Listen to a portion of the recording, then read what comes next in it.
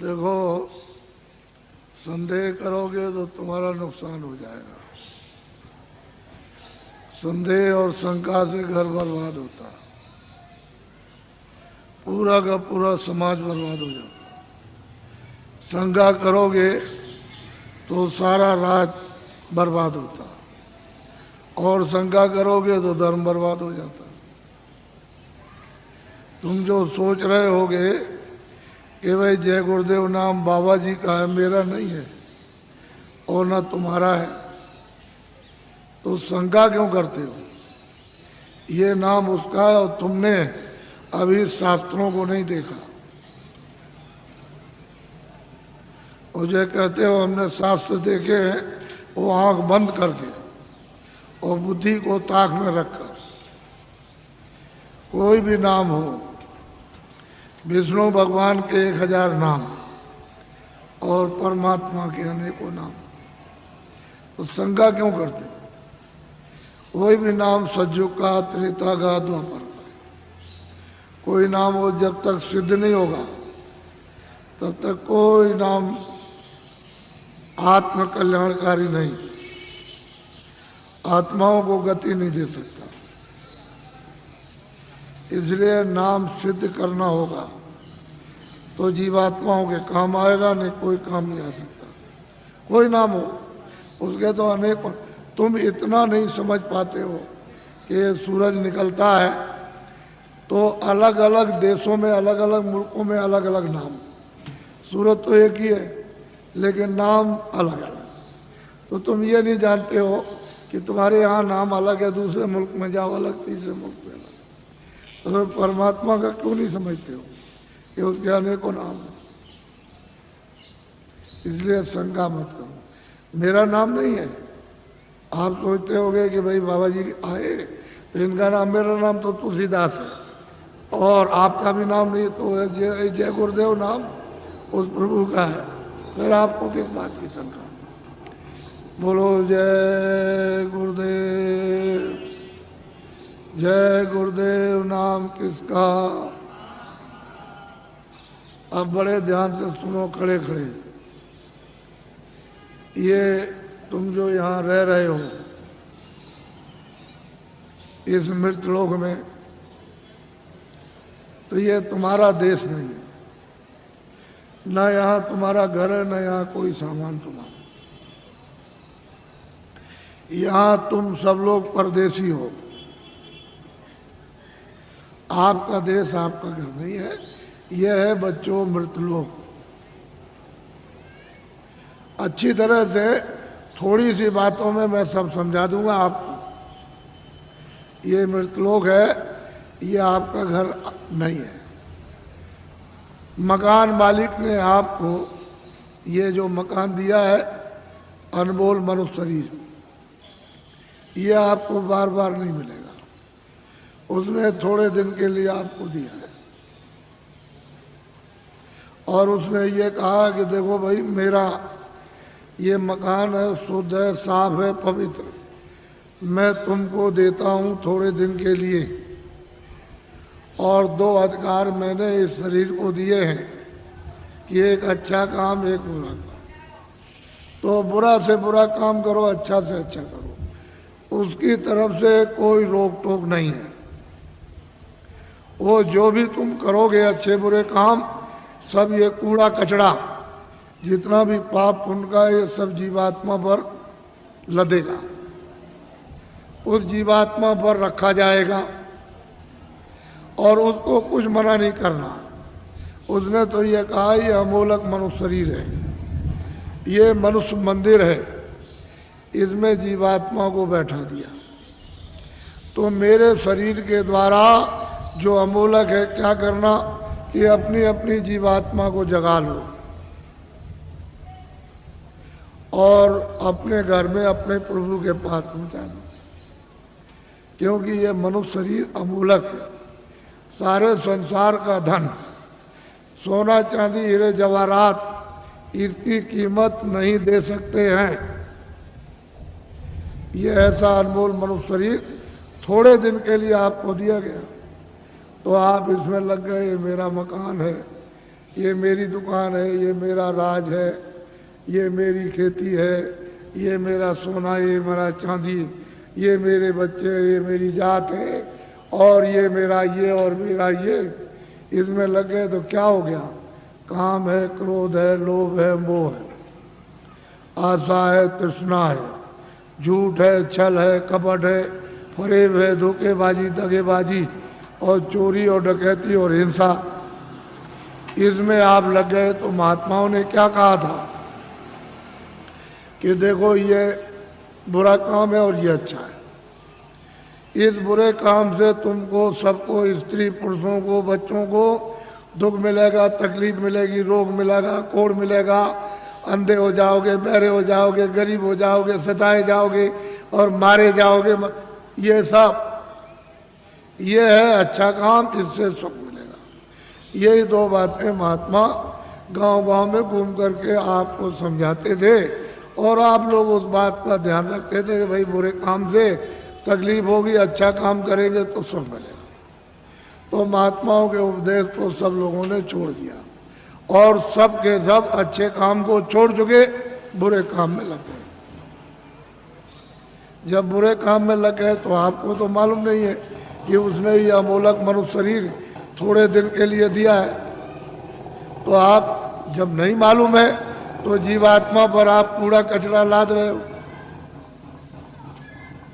इस बार तो जब घड़ा भर जाएगा तो ये तो बाहर से बहेगा, फूटेगा और टूटेगा और आग निकलेगी, जहर निकलेगा, तो तुमको तो कुछ मालूम नहीं। जब उसका तुम तो समझते हो कि ये मेरा है, तब तक समय इसका पूरा हो गया। अनमोल मनुष्य मंदिर का इसका समय पूरा हो गया। उसने अपने सिपाही बुलाए, किसने? मकान मालिक। ये देखो ये है, ये लल्लू सिंह है, ये रामनाथ है, ये श्यामवती है और ये लीलावती, और ये मतलब जहांगीर है। इनका वक्त और समय हो गया, जाओ फौरन मकान खाली करा लो। तो कागज कहते हैं वारंट, वो फौरन लेकर के दौड़ पड़ेंगे और वहीं से आवाज देंगे। तुम इस वक्त में वहाँ हो अमेरिका में, तो जोर से यही से देंगे कि लल्लू सिंह तुम्हारा वक्त पूरा हो गया और आप तैयार हो जाओ मकान का। तो यहाँ से फौरन, यानी क्षण भी नहीं लगेंगे, वहाँ आवाज पहुंचेगी और जोर से धक्का मारेगी तो लल्लू सिंह उलट जाएंगे, वही गिर जाएंगे, आंखें अंधी हो जाएंगी, कान बहरे हो जाएंगे, बुद्धि पागल हो जाएगी, जबान बंद हो जाएगी, बस उसी जगह फौरन। और वो सिपाही यहाँ से एक क्षण भी नहीं लगेगा, अमेरिका पहुंच जाएंगे और कहेंगे देखो ये मालिक का हुक्म हो गया, मकान खाली। तो मन को, बुद्धि को, चित्त को, प्राणों को और जीवात्मा को, रूह को इस अमोलक मनुष्य मंदिर से, जिस्मानी मस्जिद से निकाल बाहर। अब ये आपका शरीर ये पड़ा,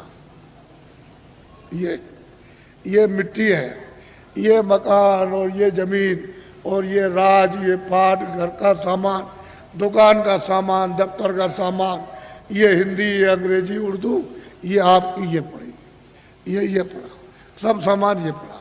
अब ये बताओ, ये इनमें से कोई सामान तुम्हारे साथ जाएगा? बोलो जाएगा? तो तू कैसे कहता कि मेरा है? ये कैसे कहते हो कि मेरा है? ये राज मेरा है, ये दुकान मेरी है, दफ्तर मेरा है, ये खेती मेरी है, ये मेरा है, ये कैसे? ये तो तेरा ये भी नहीं, तो किराए का मकान है। ये नहीं समझा कि खाली हो गया, ये पड़ा। अगर किराए पर न दिया होता तो वो चेतन जीवात्मा जो परमात्मा की अंश है, वो कैसे निकाल दी जाती? किराए पर तो मिला और उसका वक्त निर्धारित समय कि इतने समय के अंदर रहो और इसके बाद अपना काम करो, मत करो तो निकलो। तो तुमने क्या, तुमको लाभ क्या हुआ? तुम अचानक में निकाल दिए गए अनमोल मनुष्य मंदिर, ये बार बार मिलेगा? अरे तुम खड़े हो, ये बार बार मिलेगा?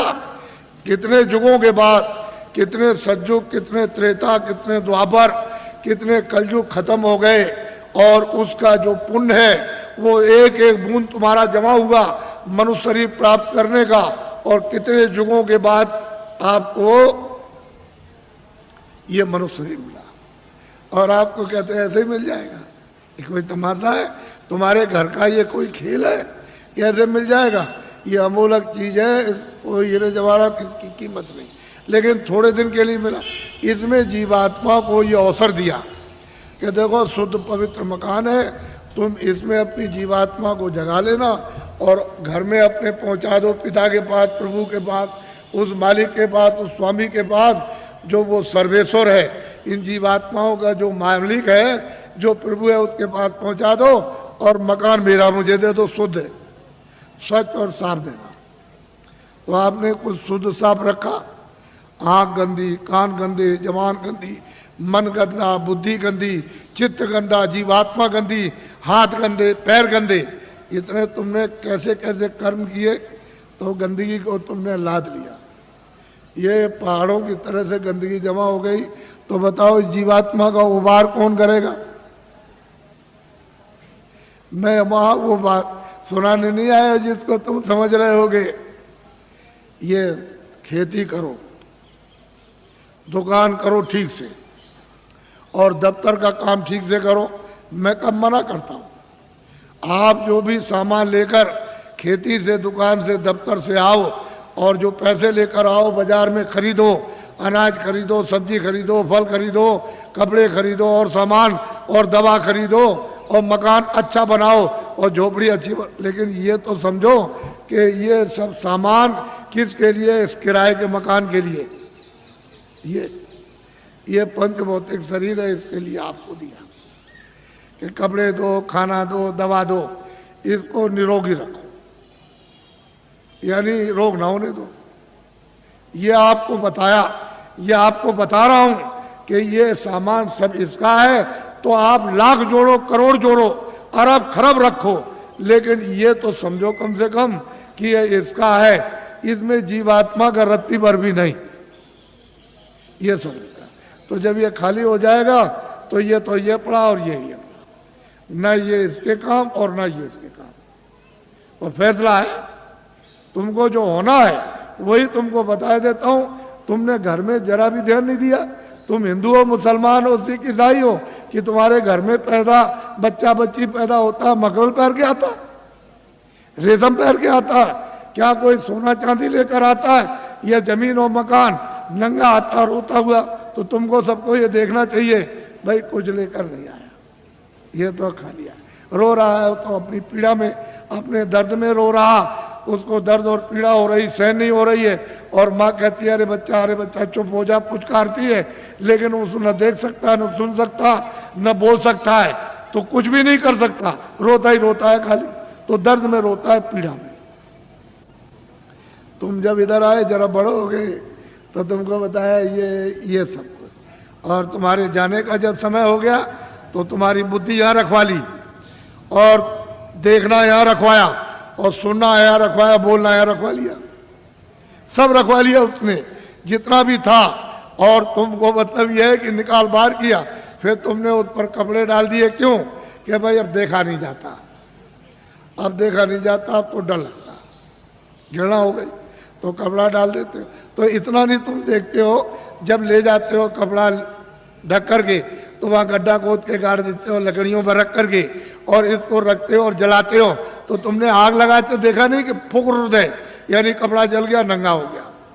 तो तुमको ये नहीं दिखाई दिया कि कोई कपड़ा लिए जा रहा है, कोई सोना, कोई चांदी, कोई मकान, कोई बाल, कोई बच्चे, कोई रिश्तेदार, या हिंदी अंग्रेजी उर्दू लिए जा रहा? ये जाते में सब रखवा लेगा, आते में कुछ ले आने नहीं दिया। तो ये आपको समझना चाहिए कि ये किराए का मकान आपको थोड़े दिन के लिए दिया है, तो आप कोई घर बार मत छोड़ो। मैं कोई घर बार छोड़ाने थोड़ी आया हूँ। तो खेती करो, दुकान करो, और दफ्तर का काम कैसे करो? ईमानदारी, मेहनत, झूठ नहीं।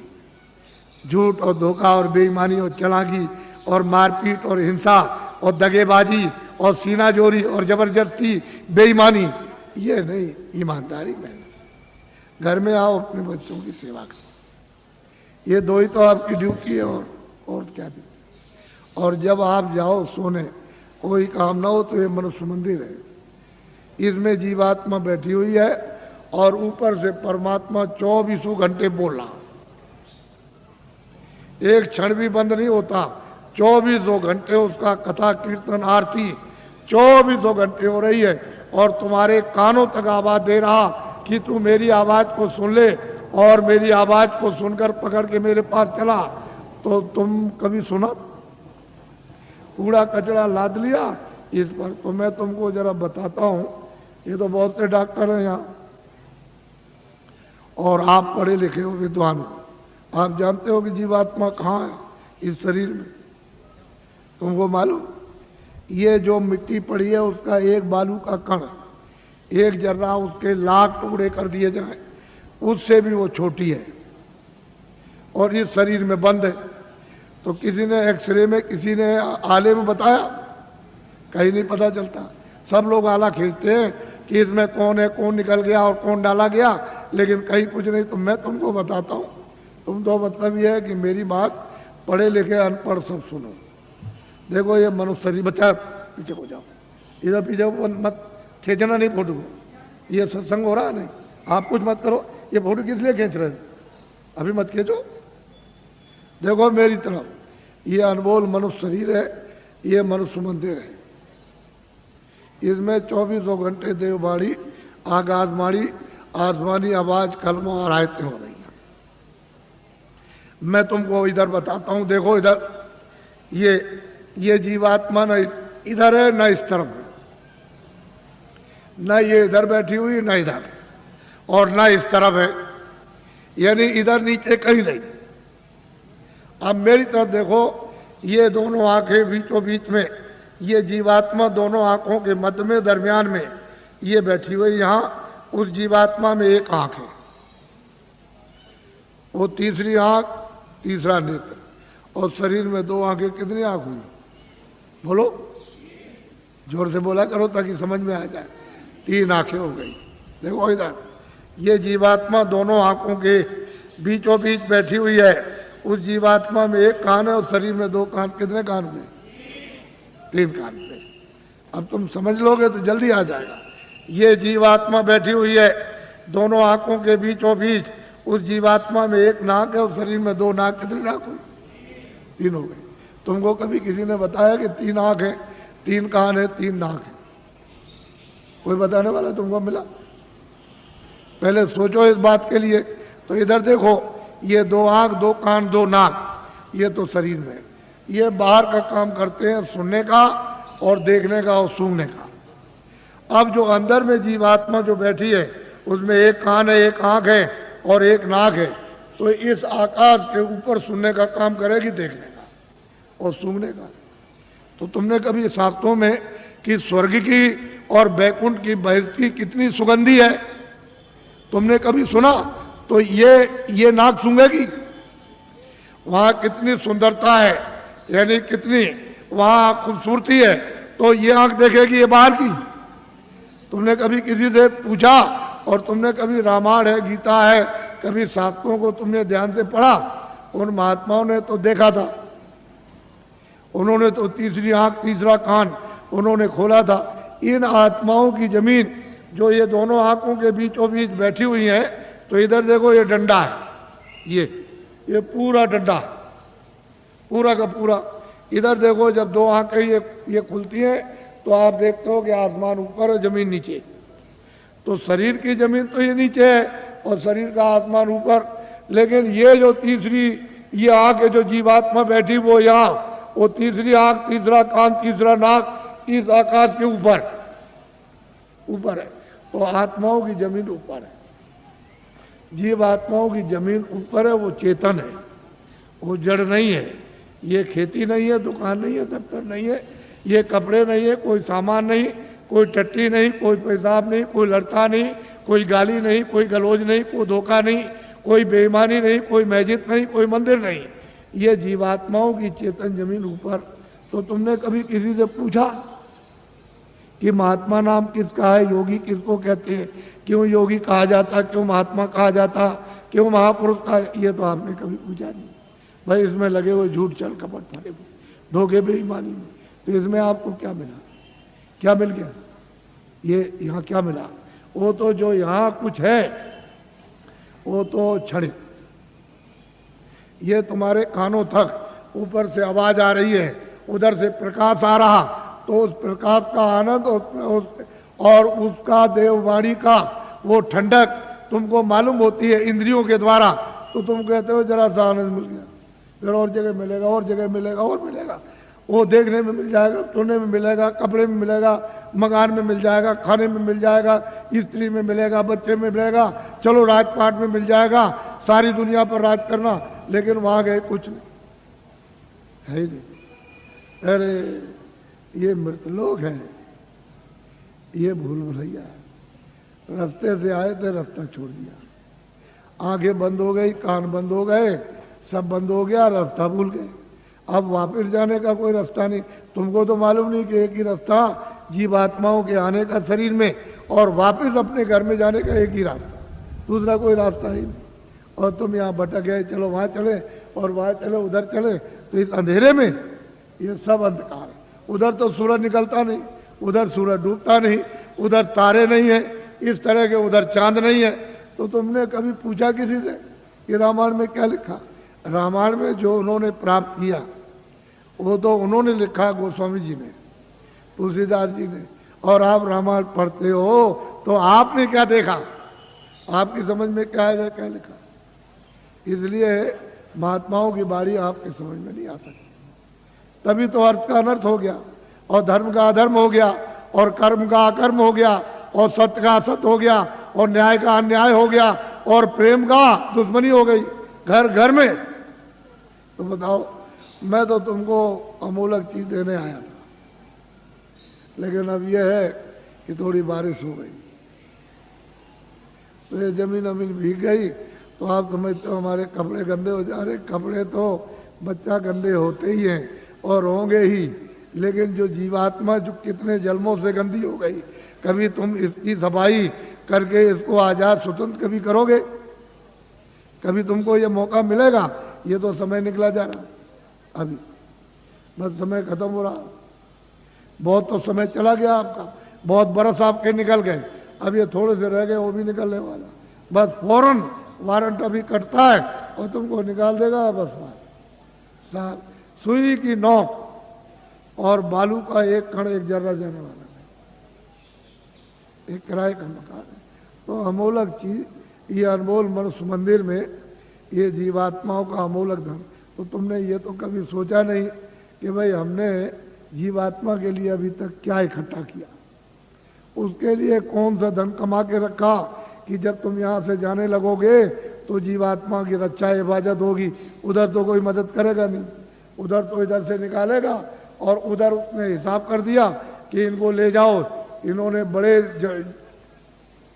मृतलोक में जाकर बड़े दुष्कर्म और बड़े मतलब बुरे काम और पाप कर्म किए, तो इनको ले जाओ, कुत्ते में बंद करो जाकर के। तो कुत्ते में बंद, कुत्ते से निकाला बिल्ली में बंद, बीच से मिला तो गधे में बंद, गधे से निकाला ऊँट में बंद, तो ऊँट से निकाला किसी पंछी में बंद, तो 4 खाने 84 लज्जोनिया। फिर तुमको ये मनुष्य शरीर किधर मिलेगा? तुम तो ये सब जानते नहीं, तुमको तो ये सब मालूम नहीं, तुमने तो देखा नहीं। इसलिए मैं तुमको अमूलक चीज देने के आया हूँ। कुछ आत्म धन चलते चलाते, जीवात्मा के लिए कुछ आत्म धन, यानी ईश्वरीय खुदाई रूहों को खजाना, उनको कुछ दे दो इस जिस्म में, शरीर में, तो इसका भला हो जाए। नहीं तो ये जा रही है तो दब गई, ये इसको कौन छुड़ाएगा? बिना महापुरुष, बिना जानकार के इसका रास्ता कौन जानता है? कोई नहीं जानता, सब भटके हुए भूले हुए। तो अमोलक चीज लो, उसको देना चाहता हूँ। इसलिए तुम ऐसा मत समझो कि कोई बाबा जी जय गुरुदेव है या बाबा जी भगवान है। हम तो पक्के आपके सेवक हैं, सेवक। कोई भगवान नहीं है, कोई जय गुरुदेव नहीं है। जय गुरुदेव तो हुआ है, हम तो आपके सेवक हैं। सेवा करने का मतलब यही होता है कि तुम्हारी गंदगी को साफ, जो तुम्हारी गंदगी धोता है, साफ करता है, उसका नाम सेवक ही है। जितने भी भारत में महापुरुष आए इस प्रभु को प्राप्त करने के लिए इस कलयुग में, वो सब के सब सेवक रहे।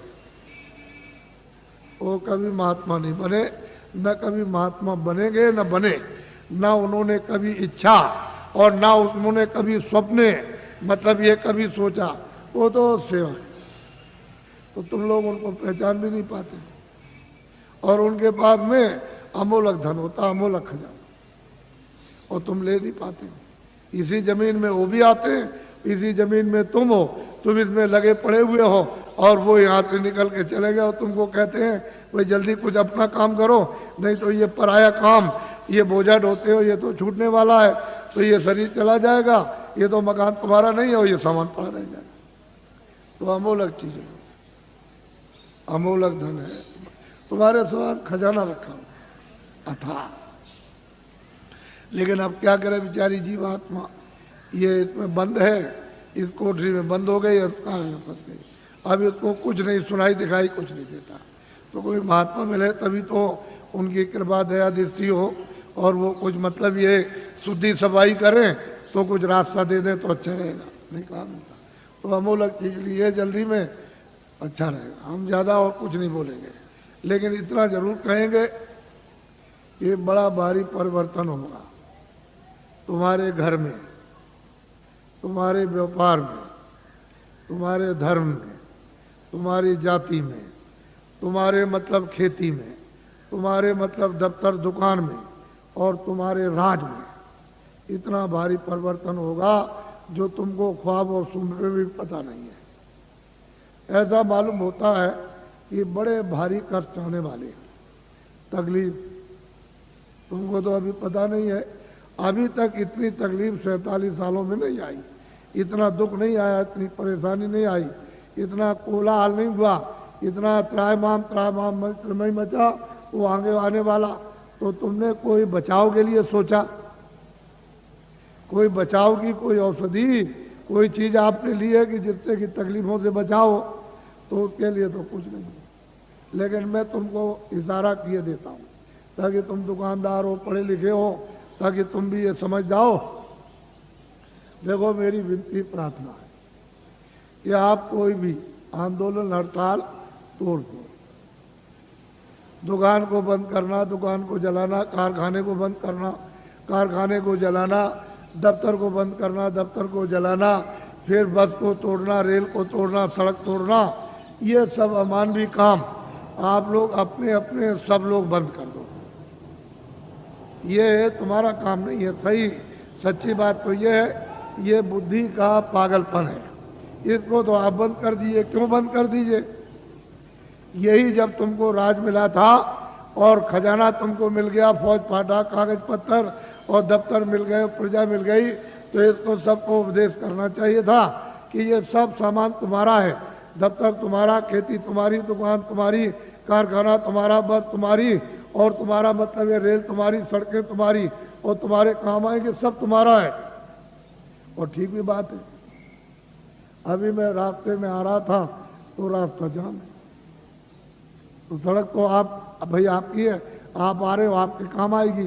तो मतलब इसका मतलब ये नहीं है कि आप नहीं गए उस सड़क पर तो आपके काम आएगी, आप 2 दिन बाद जाओगे तो सड़क जाम हो जाएगी। तो आपको तो ये जानना चाहिए सब चीजें मेरी है।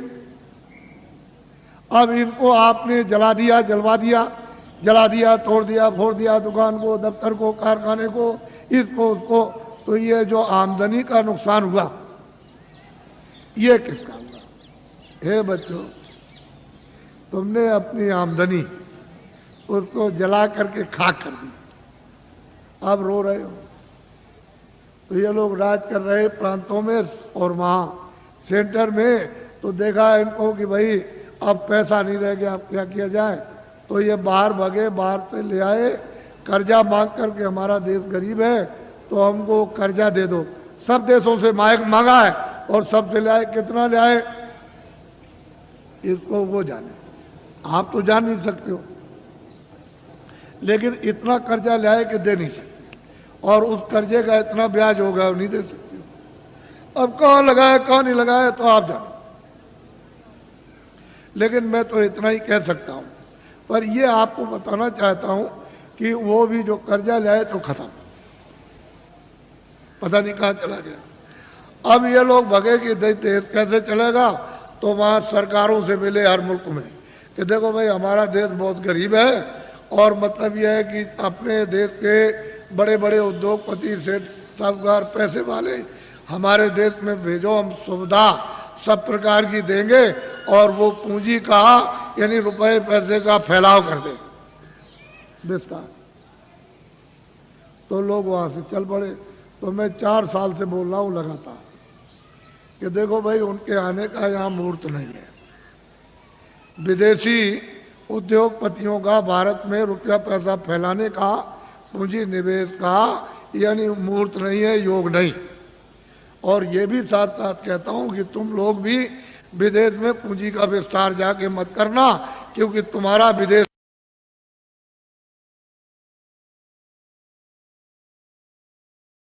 बाहर हो जाएगा, तुम हाथ मलते रह जाओगे। ये हमारी बात को आप लोग नोट कर लो, ये खास बात आपको सुनाना हूँ। अब आप क्या करो कि रुपया पैसा नहीं तो हम भी जानते हैं, हम भी देखते हैं। ऐसा थोड़ी है कि हम पागल हो गए या पागल होके आपको चिल्ला रहे बता रहे। मैं भी जानता हूँ ये बात नहीं है, लेकिन ये कहना चाहता हूँ कि जितने भी आपके यहाँ सेठ साहूकार छोटे बड़े, उनको इकट्ठा करो और उनसे ये कहो कि हम तुमको सब सुविधा देंगे, तुम कहीं से भी रुपया पैसा ले आओ, तुमसे पूछा नहीं जाएगा तुम कहाँ से ले आए, और इनकम टैक्स सेल टैक्स इस पर नहीं लगेगा। ये कारखाना लगाओ छोटा बड़ा, 1 साल में या 1.5 साल में 2 साल के अंदर छोटा बड़ा कारखाना लगा दो। और इतना ही काम आप सेठ साहूकारों को करना है कि जितने बच्चे यानी छात्र स्कूल में पढ़ते हैं इनको नौकरी और काम दे दो, बस इतना ही।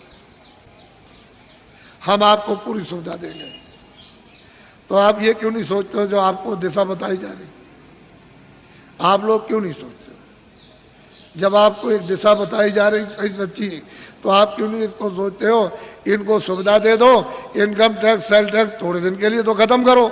जब आमदनी बहुत होने लगे तो नॉमिनल यानी मतलब यह है कि मामूली तो ठीक है, लेकिन ये क्या, और पीछे वाले का आप अपना जो लेते हो लेते रहो, तो आप जानो। लेकिन ये कहो इनसे कि हम तुमको बैंक से रुपया नहीं देंगे, तुम कहीं से लाओ, तुमसे पूछा नहीं जाएगा। एक छोटा सा कानून बना दो 2 लेन का, बस उसमें लिख दो कि भाई आपसे पूछा नहीं जाएगा और इस नए कारखाने पर कोई इनकम टैक्स सेल टैक्स नहीं लगेगा और आप छात्रों को काम नौकरी दो, बस आपको ये करना। लेकिन आपने मेरी बात को 4 साल से ध्यान में किसी ने नहीं दिया और दिन भर दिन तुम्हारी हालत कितनी जैसे कि लकड़ी में घुन लग गया, उससे भी बेहतर हालत होती जा रही। फिर तुम मानते क्यों नहीं हो? इसके माने है कि तुम्हारे कर्म इतने खराब सबके, यानी इतना दुष्कर्म है कि वो कुछ लगने ही नहीं देता। फिर मेरी बात को सुनो ध्यान से। ये अगर बाहर से आ जाएंगे तो तुम्हारे कारखानों का नक्शा बनाएंगे कि तुम बनाते क्या हो अपने कारखाने में, वो सब नक्शा बना करके बाहर ले जाएंगे वो। फिर वो क्या करेंगे तुमको तो मालूम नहीं है कि वो आएंगे तो कई काम करेंगे कि तुम्हारा सामान बाहर बनाएंगे सुंदर, ये सुंदर कुछ सामान नहीं सुंदर बना देंगे और मजबूत, और जितना तुम्हारा 400 का है वो 100 का रखेंगे। 400 रुपए का बिकता हो 100 ही का बेचेंगे और 300 का बिकता हो 50 का बेचेंगे। वो मुनाफा नहीं लेंगे, बड़े चालाक हैं कि मुनाफा नहीं लेंगे। और बाजार में वहाँ से सामान ला के उतार देंगे आपकी मंडी में।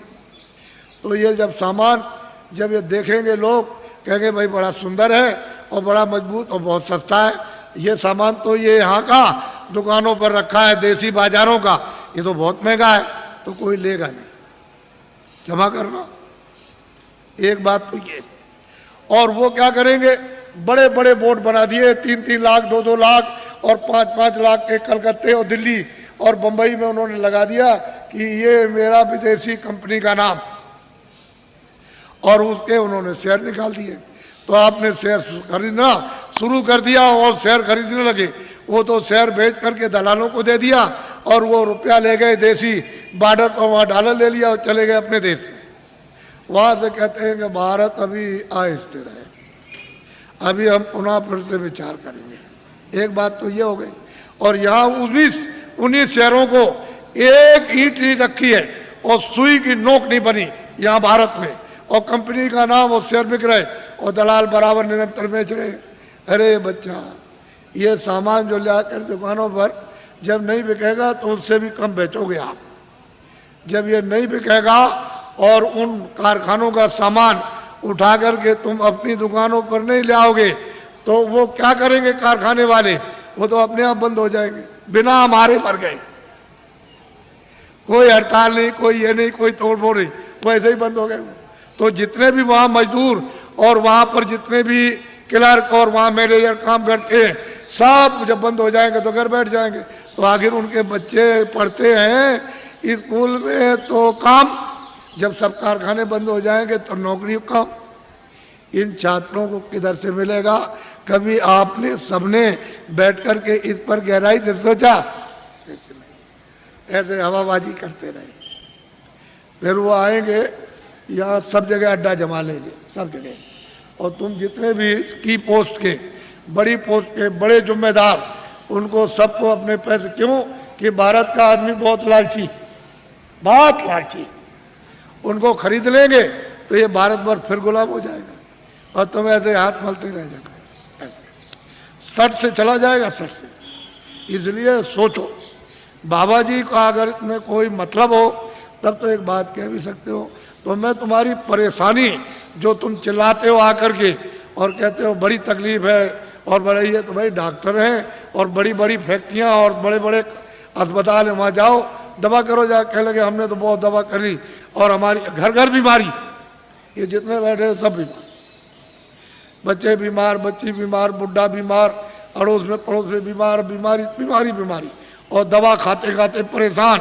और अब मतलब ये बीमारी नहीं जाती है तो इधर गिरते हो आकर के इधर कि भाई कुछ बता दिए, कुछ दया कर दिए, कुछ भाई यहाँ कहाँ से अस्पताल, यहाँ जाओ अस्पताल में जा करके।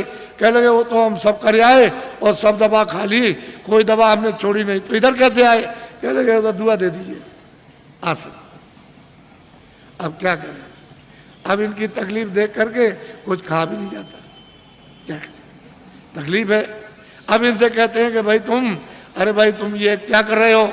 ये जो बुरे काम करते हैं इसी से तकलीफ आई, तो बुरा काम तो कम से कम छोड़ दो। तो बात तुम समझ में नहीं आता उनकी कि भाई कैसे छोड़ेंगे वो। अब इतनी कमजोरी दिल दिमाग में आ गई कि आपकी समझ में नहीं आता। तो बच्चों, बचाव का रास्ता लो, तकलीफ तो आगे वाली सब चिल्लाएंगे, बचने वाला कोई भी नहीं है, सब चिल्ला। अब देखिए आप सब चिल्लाओगे अभी देखो, और बाहर के तो चंडी है, चंडी एक देवता, मेरी तरफ सुनो, चंडी एक देवी है। तो तुमको तो मालूम नहीं कि देवता है कि देवी है, ये तो आप कुछ जानते नहीं हो, कुछ नहीं मालूम। तो चंडी 4 सालों से निकली है, एक हाथ में तो मसाल है और दूसरे हाथ में उसके एक तलवार है, और निकली हुई है सब सारे देशों का वो दौरा कर रही है, मुल्कों का। तो जिस देश में जाती है वहाँ धन गायब कर देती है, ये जो भी उस देश के धन का नाम होगा वो गायब। तो वहाँ की जनता कहती है कि भाई धन किधर गया? तो जो सेठ साहूकार वो भी कहने लगते हैं कि भाई ये धन किधर चला गया। फिर वहाँ का जो शासन करते हैं, राज करते हैं, वो भी कहने लगते हैं कि भाई ये धन किधर चला गया, अब क्या किया जाए, कुछ ऐसा करना चाहिए, कुछ ऐसा। दूसरे मुल्क में जाएगी वहाँ गायब, तीसरे मुल्क में, सब मुल्कों में जाएगी और भारत में भी आएगी। वो छोड़ नहीं सकती भारत को भी, यहाँ भी आएगी तो यहाँ के धन को गायब कर देगी। तो यहाँ जनता कहेगी कि अरे भाई मतलब धन किधर चला गया, ये सेठ साहूकार सब लोग कहेंगे भाई धन किधर गया। वो शासन करते हैं दिल्ली में, प्रांतों में, ये भी कहेंगे भाई धन किधर चला गया, समझ में नहीं आता। ये सब मुल्कों के जब सब के सब चिल्लाने लगे और रेडियो और अखबारों पर आने लगे, अरे बच्चा तब मेरी बात को मान लेना, अभी तो सुन तो ले, तब तो तुम मानना बात को, लेकिन लिख के तो रखो कि बाबा जी आज मतलब ये 26 तारीख को आपके धार में आए और वो उन्होंने ये बात कही सबके लिए, किसी मुल्क को छोड़ा नहीं, कोई आपके जात पात, इसमें कोई हिंदू मुसलमान की बात या कोई आलोचना की बात हो तब तो एक बात कहो, यहाँ तो सब मनुष्य इंसानों की बात हो रही। तो आप लोग अगर सुनोगे नहीं और बचाओ नहीं तो फिर समझ लो आप कि क्या मुसीबत आ रही है आगे। देखना जब एकदम घटना हो जाती है तो मतलब ये है कि पानी आ जाए और लोग कोई कह कर के जाए कि भाई घर का सामान छत पर रख देना ऊपर और बाल बच्चों से और जानवरों से होशियार रहना, तो तुम सोचे रहे अच्छा देखा जाएगा, तब तक उधर से पानी आया, घर में घुस गया। और जब तक तुम जगे तब तक इतना हो गया, वो बच्चा सो रहा था, तुम अपनी जान लेके वो भगोगे कि बच्चे को बचाओगे? बच्चा छूट गया, सामान तो सब गए और जानवर बंधे थे मर गए। तो जो कह करके गया था तुमने उसकी बात क्यों नहीं सुनी? वो तो तुम्हारे हित की बात कर रहा था, उसका क्या हित था? अरे जो कह के गया उसका लाभ मुझे बताओ क्या था? वो तो ये देख रहा था आपको दुख होगा तो जब मैं रोएंगे चिल्लाएंगे तो मुझे भी दुख होगा, तो वो कह के गया था आपको, तो सुनना चाहिए था।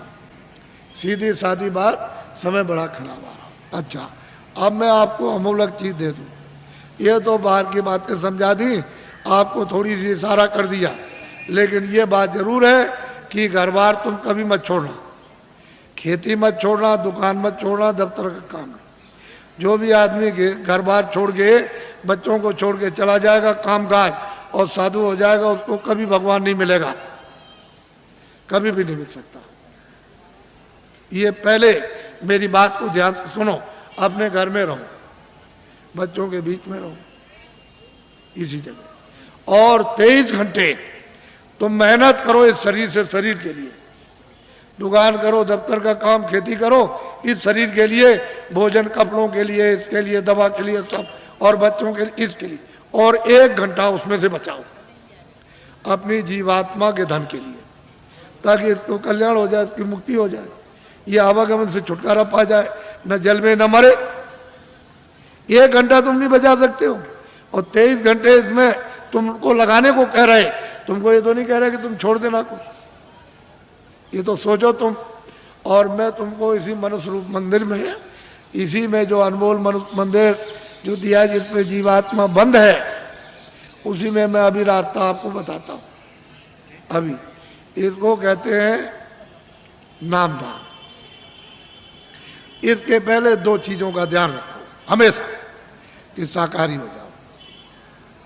जितने भी अनाज है, सब्जी है, फल है, दूध है, घी है, 100 बार खाओ। कितने बार? 100 बार। तुमको भूख लगे उससे भी ज्यादा खाना, तुमको कोई मना करने आए तब कहना। अच्छे मकान में रहो, अच्छी झोपड़ी में रहो, मना कौन करता आप? लेकिन शाकाहारी, अशुद्ध आहार मत करना। बस इतना ही बचत करनी है कि आपको अशुद्ध आहार नहीं करना। किसी आदमी का, किसी बच्चे का, किसी पशु का, किसी पंछी का अशुद्ध आहार नहीं करना। शुद्ध आहार करो आप, जिससे शुद्ध बुद्धि रहे।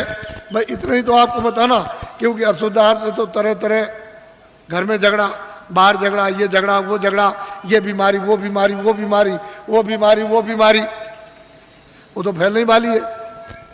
अभी बीमारी जो फैलेगी उसको तो अभी आपने देखा ही नहीं। तो असल में शाकाहारी, शुद्ध आहार। दूसरा है बीड़ी पियो, तंबाकू पियो, हुक्का।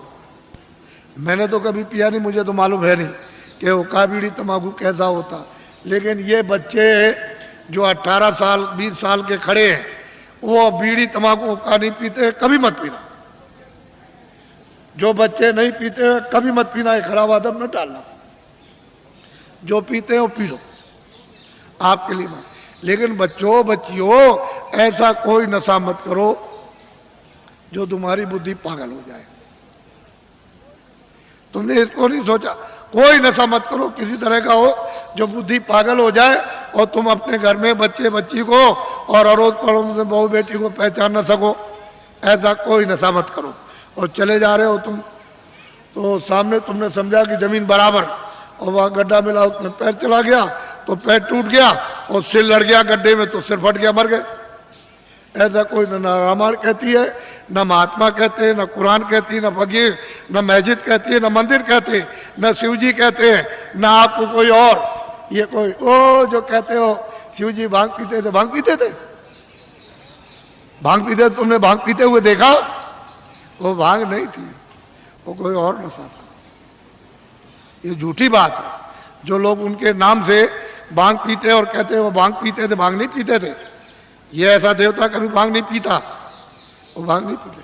लेकिन तुमने ये 2 चीजों से बचो, बाकी तो कोई मैंने मना किया नहीं। मैं तो एक सीधा साधा आपका सेवक हूँ, एक आदमी हूँ, और सही सच्ची बात तुम्हारे सामने तुमको बताने आए हो, तुम नहीं जगोगे, नहीं समझोगे तो मैं इसके लिए क्या करूँगा? मैं तो अपनी बात कह के चला जाऊँगा। जब तुम उधर जाओगे और उधर जब हिसाब होगा तुम्हारा, क्योंकि वो तो सब लिखा जा रहा, आज दिन में तुमने कितना बुरा काम किया, कितना अच्छा किया, कितनों को धोखा दिया, कितनों को मारा, कितनों के साथ बेईमानी की, कितनों को पानी पिलाया, कितने बार मंदिर में पूजा की, कितनी रामायण, कितनी कुरान पढ़ी, ये उधर में और कैसे कुरान पढ़ी, ये वो सब वहाँ सब लिखा हुआ। वो आदमी भी मिलेगा जिसको तुम काट रहे हो और जिसको मतलब है कि तुम उसको चीर रहे हो, वो सब मिलेंगे वहाँ। तो पूछेगा भाई तुम्हारे सामने कोई रामायण गीता, कोई भागवत, कोई कुरान पुराण कोई तुम्हारे सामने नहीं थे जिन्होंने महात्मा फकीरों ने नहीं बताया कि भाई अच्छा ये बुरा? तो मोहम्मद साहब से पूछा जाएगा कि भाई मतलब ये है कि तुम गए थे ज़मीन पर और तुमने मतलब ये नहीं बताया कि बुरा काम बद काम है। कह लगे मैंने तो इनसे सबसे कहा था कि ये बद काम है, ये नेक काम, इस बुरे काम को मत करना, अच्छे करना, लेकिन इन्होंने मेरी बात नहीं मानी। तो फिर वो भेजेगा सीधा, वहाँ हिसाब करता है, वो हिसाब करता है। तुमको दोजख और नरक मालूम नहीं है, वहाँ बड़े बड़े बादशाह पिट रहे वहाँ और जलाए जा रहे, कितने करोड़ों वर्षों तक जलाए जाएंगे और लाखों मीलों तक आवाज़ आती है और कोई सुनने वाला नहीं कहीं, न उनका धन दौलत जाता न तलवार जाती उनकी। ये झूठा, तुम इसके लिए हम मर गए और चले गए हमेशा। तो इसलिए तुम लोग इस पर विचार करो। तपस्या करने से यानी माया लुभाती है कि तुम ये ले लो धन, ये राज ले लो, तो अगर तुम लुभा गए तो राज मिल गया और राज का जब भोगा तो सीधा नरक को गए। जब ये कहोगे हमको राज नहीं चाहिए, धन दौलत नहीं, तो भगवान मिलता इसी शरीर में मरने के पहले। मीरा ने मरने के पहले प्रभु को प्राप्त किया, आपको क्या मालूम कैसे पाया? तुलसीदास जी ने पहले ही वो 25 ही साल के अंदर प्रभु को प्राप्त कर लिया, आपको क्या मालूम कैसे पाया? आप क्या जानो? इसलिए आप अमोलक धन लो इस मनुष्य मंदिर में आत्माओं का। ये नामदान है, ये उस तरह की दीक्षा नहीं है या मंत्र वैसा नहीं है, ये आत्म धन का दान है, ये ईश्वरी धन का दान है। जो उसकी कृपा होती है तब कभी कभी महात्माओं को आदेश मिलता है कि इन आत्माओं को बांट दो जो मानव शरीर में है, तो कभी कभी मिलता है मुफ्त में। ये पैसे से नहीं मिलेगा, तुम ये सब रख दो जा करके पूरा धार का, तो ये चीज़ मिलने वाली नहीं है। ये कभी दिमाग से निकाल देना, ये दौलत पैसे से नहीं मिलती, ये तो मुफ्त बख्शीश में यानी प्रसन्नता से मिलती है। तो तुम्हारे पास कुछ है, तुमने किसी से प्रेम किया? वो कहते हैं कि प्रेम से प्रकट होए भगवान। किसी से किया प्रेम? किसी से नहीं किया। उसी शिव के सामने चोरी करते हो, धोखा देते हो, विष्णु के सामने राम के मंदिर में जाते हो, दूसरों का गला काटते हो। अगर एक भी देवता खड़े होकर के कह दे कि आज से ये बेईमानी मत करना, ये दगेबाजी, तो कहोगे मैं ऐसे देवता को अब नहीं मानता। जो सबके सामने हमारी बुराई कहते हम नहीं मानते ऐसे, फिर कभी नहीं आप जाओगे।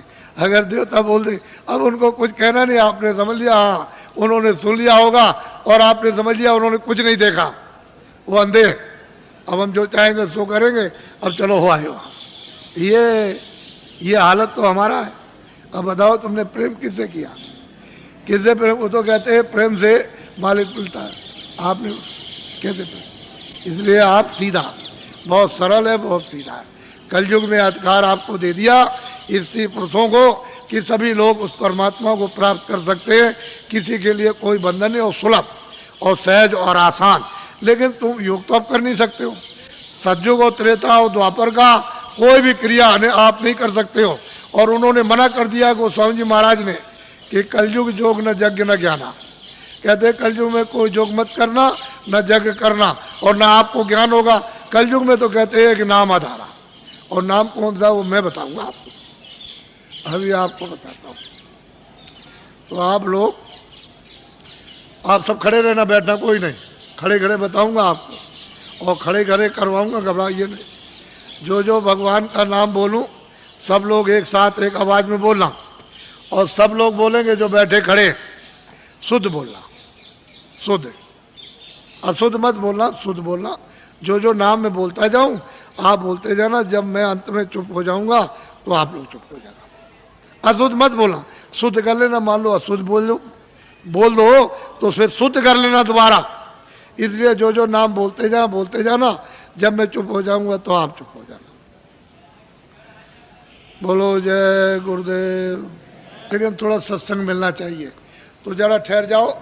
अभी मथुरा में एक बड़ा कार्यक्रम होने जा रहा, यही दिसंबर में, यानी कार्तिक के बाद जो अगन लगेगा, तो 15 दिसंबर से 21 दिसंबर तक 7 दिन का एक कार्यक्रम होने जा रहा।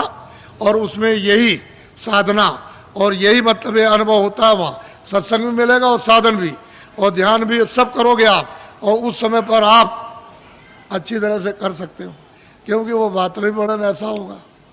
फिर एक दूसरा कार्यक्रम इधर पूरब में रखा, यानी हिंदुस्तान के तीर्थों के राजा प्रयागराज इलाहाबाद में त्रिवेणी संगम। तो त्रिवेणी संगम पर 25 फरवरी से, ये तो 96 में मथुरा का, और वो इलाहाबाद का 97 में, 25 फरवरी से 6 मार्च तक 97 में 10 दिन का होने जा रहा बड़ा कार्यक्रम। और वो महामानव कुंभ, यानी माघ मेले के बाद महामानव कुंभ आपको दिखाई देगा।